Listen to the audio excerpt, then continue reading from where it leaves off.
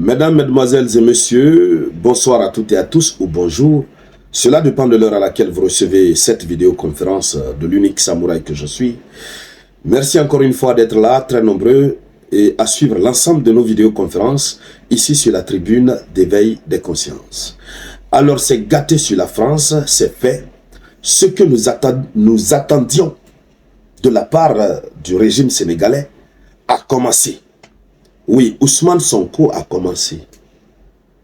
Hier, jeudi 16 mai 2024, à l'université Cheikh Anta Diop de Dakar, une conférence était organisée.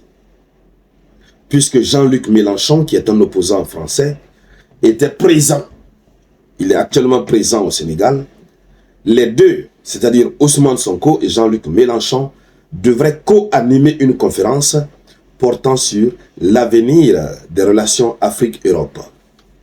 Mais il ne fallait pas organiser cette conférence. Non, pas du tout. Puisque même Jean-Luc Mélenchon, qui se dit être opposant français, oui, Sonko a fini. Il a terminé avec la conférence là. Et je vous dis qu'il a mis ses deux pieds dans le plat de la France. Et ensuite, il a fait une promesse aux États de l'AES. Ce qui nous réconforte à plus d'un titre. Et c'est de cela que nous allons parler dans le cadre de cette vidéoconférence. Mesdames, Mesdemoiselles et Messieurs, mais avant d'aller dans les profondeurs des ténèbres pour sortir la lumière de la vérité, je vous demande de partager cette vidéoconférence, mais au maximum. Partagez sans modestie. Oui, c'est de cela qu'il s'agit. Et merci surtout de cliquer sur les j'aime. Cliquez sur suivre pour vous abonner à la page, pour tous ceux qui ne sont pas encore abonnés à la page. C'est parti. Ousmane Sonko procède à des déclarations fracassantes concernant la France. Premièrement, en ce qui concerne, n'est-ce pas, la présence militaire française au Sénégal. Ousmane Sonko a parlé. La présence militaire française au Sénégal. Il dit ceci. Je réitère la volonté du Sénégal d'avoir son propre contrôle, incompatible avec la présence durable des bases militaires étrangères au Sénégal. C'est le début. Oui. Ce qui veut dire, vous savez, en matière de relations internationales, et surtout qu'eux, ils viennent à peine d'arriver au pouvoir, ils doivent aller pas à pas, selon ce que je comprends. Mais en matière de diplomatie, le mot qu'il vient de dire pèse très lourd. Et toute la nuit d'hier, le Quai d'Orsay n'a pas dormi. L'Élysée n'a pas dormi. Puisque le Sénégal dit qu'ils ont besoin d'avoir leur propre contrôle. Oui. Ce qui est incompatible. Le mot incompatible. S'ils veulent avoir le contrôle sur leur armée, c'est incompatible avec la présence durable. La présence durable des bases militaires étrangères au Sénégal. Il n'a pas cité directement la France. Mais il parlait avec Jean-Luc Mélenchon. Alors, ce qui veut dire les bases militaires étrangères au Sénégal ne vont plus durer. Puisqu'ils ont déjà duré sur le territoire sénégalais. Et cela ne permet pas au Sénégal d'avoir son propre contrôle sur son armée. Première des choses. Deuxième des choses, il est allé jusqu'à aborder la question du franc CFA. Donc, il veut, n'est-ce pas, il dit qu'il veut que le Sénégal ait une monnaie qui ne soit pas adossée à l'euro, mais à deux autres monnaies. Ce qui permettra au Sénégal, n'est-ce pas, d'être dans la compétitivité. Je reprends exactement ce qu'il a dit. Mais partagez cette vidéoconférence.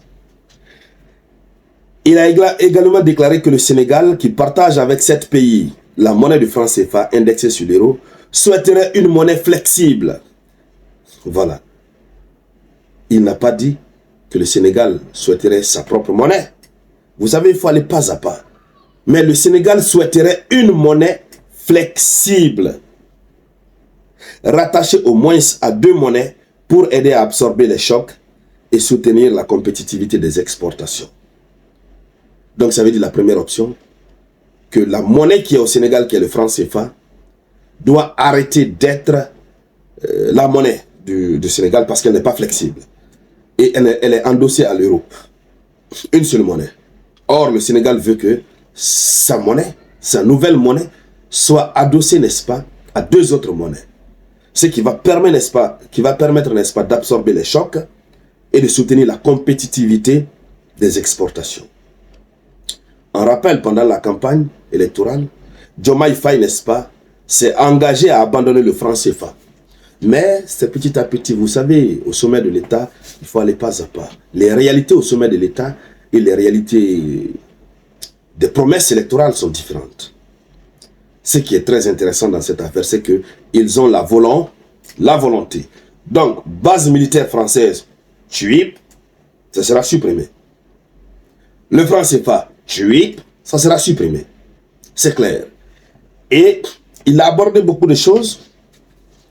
Il était très remonté. Il est allé jusqu'à accuser la France d'avoir été silencieuse pendant les moments les plus difficiles que le parti PASTEF, les Patriotes, a traversé, pendant les moments de répression, de grande répression que Macky Sall a eu à exercer sur les militants du parti, où plus d'une soixantaine sont allés au repos éternel, plus de 1000, n'est-ce pas, plus de 1000 ont été envoyés en prison.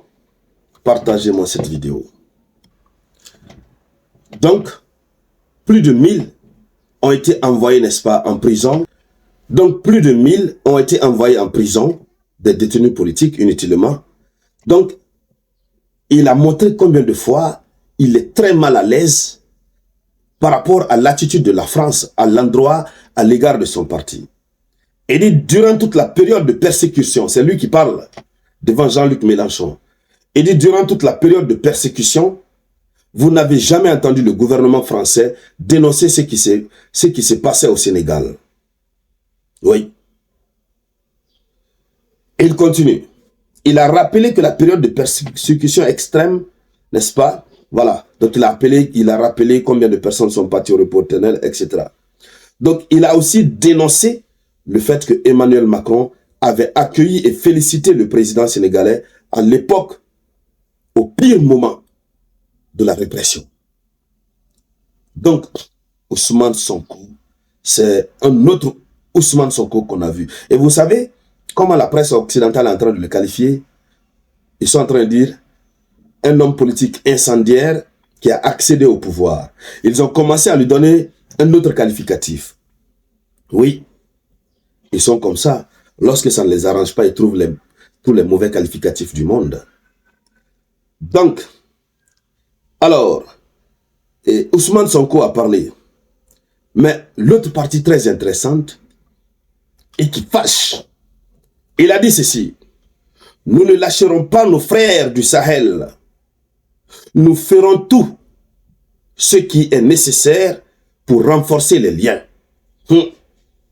Ça veut dire quoi? C'est très fort. Ils feront tout ce qui est nécessaire pour renforcer les liens. Ils ne vont pas lâcher les frères du Sahel. Donc les États de l'AES. Alors, voici, n'est-ce pas, ce que Ousmane Sonko a dit en substance lors de cette conférence. Jean-Luc Mélenchon même, comme vous pouvez le constater sur l'image, finalement il était assis d'une manière, c'est-à-dire tu ne comprends pas. Il est opposant de l'autre côté. Mais ici, on les met tous dans le même bol. Tous ceux qui se ressemblent, s'assemblent, et puis voilà. Alors donc, c'est un souci qui commence pour la France. Un vrai souci qui commence. Les deux points. Le CFA, les bases militaires. Alors donc, voici, n'est-ce pas, ce qu'il faut dire à ce sujet. Il a dit beaucoup d'autres choses. Mais dans la vidéoconférence prochaine, nous allons prendre d'autres éléments, certains autres éléments, pour aborder, analyser en détail, partir vraiment dans les profondeurs. Donc, chères dames, chers messieurs, Merci à toutes et à tous pour votre contribution à la réalisation de la vidéoconférence. Je vous reviens tout à l'heure avec de nouvelles actualités. C'était la voix de votre unique samouraï.